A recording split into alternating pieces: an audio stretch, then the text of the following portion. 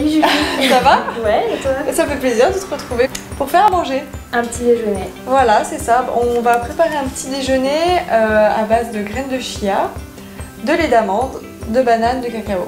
Est-ce que ça te va? Ouais, super. Allez, super. On va commencer avec des graines de chia. Donc pour faire le porridge, on mélange les graines de chia avec le lait d'amande. Ok. Donc ça demande un petit peu de temps. Le mieux c'est de faire ça la veille au soir pour le lendemain matin. Comme ça on se prend pas la tête, le soir on mélange, on laisse poser et le lendemain matin on n'a plus qu'à manger. On y va, on met dans une terrine un mélange de graines de chia. À peu près Une dizaine, une petite dizaine de... Une dizaine de cuillères à café. Voilà. Tu fais ça bien, vraiment. Tu es douée Laure. Merci. Ensuite, un peu de lait d'amande pour rendre gélatineux les graines.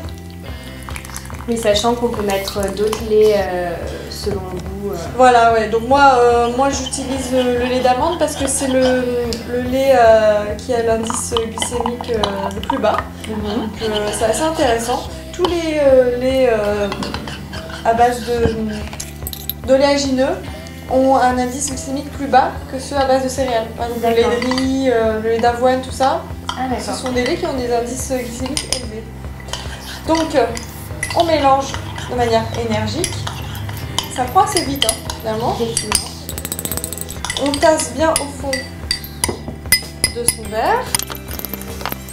Ensuite, je te propose de mettre un peu de banane pour rendre le petit-déj complet et consistant. Sachant que du coup, les graines de chia, ça apporte déjà pas mal de nutriments, dont des fibres. C'est ça, voilà. Ce qui est intéressant, c'est que en consommant un petit-déj comme ça, on a consommé le taux recommandé de fibres journalier. Donc, sachant que oui, dans l'alimentation moderne, souvent on en manque, ça permet en un seul repas d'avoir son taux recommandé journalier. Ça, c'est pas mal. Ensuite, on prend une petite banane. Moi, je te propose de l'écraser. Ok. Comme ça, on reste dans l'esprit pudding. Donc, tant qu'à faire, on prend une banane mûre. Ça évite de rajouter du sucre aussi. Si on prend une banane bien mûre, en général, elle est plus goûtue. Du coup, on n'a pas la sensation, étant donné que les graines de chia ont un goût totalement neutre, ouais. On n'a pas l'impression que c'est fade grâce au sucre du fruit. On l'ajoute au pudding. Ok. Et là vient le moment du cacao. D'accord. Donc, moi j'ai choisi de mettre du pur cacao cru parce que c'est vraiment le meilleur du cacao, sachant que c'est vraiment dans ce cacao là qu'on trouve le magnésium, le fameux magnésium qu'on recherche. On dit voilà, c'est bien de consommer du chocolat, mais s'il est industrialisé, qu'il contient du sucre, tout ça, il n'y a absolument plus de magnésium dedans.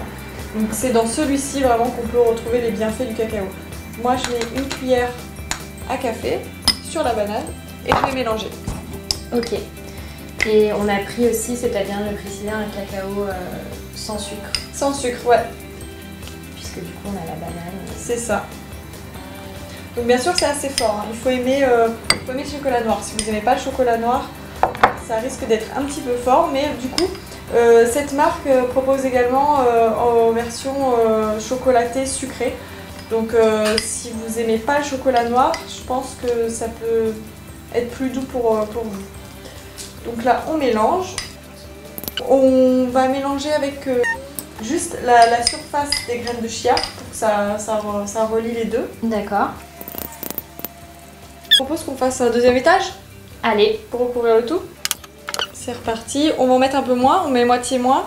Je vais en mettre 5. Et on répète l'étape avec le lait. Ça prend super vite. Oui, moi je crois que j'ai mis un petit peu trop de lait. Ah. Alors ça va prendre un peu moins vite. Je dois rajouter un peu de graines du coup. On va rajouter des graines. Parce que il faut avouer que tu as très faim. Voilà, c'est surtout ça en fait. Voilà, j'ai très faim ce matin. Voilà, pour moi c'est bon. Donc je le laisse poser de côté. Et on a choisi un fruit de saison pour décorer tout ça. Donc je vais le couper en deux. Merci. Le kaki. Et puis là, on coupe des petites rondelles, voilà, simplement pour déposer au-dessus. Décorer son petit déjeuner.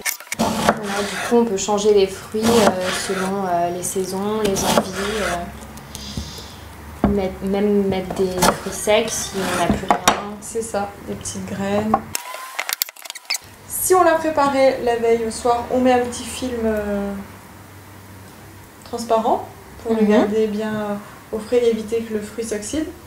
Et on le mange demain matin. Sinon, voilà, en un quart d'heure, en général, c'est prêt. Hein. Voilà. Super. C'est pas mal, non? Ouais.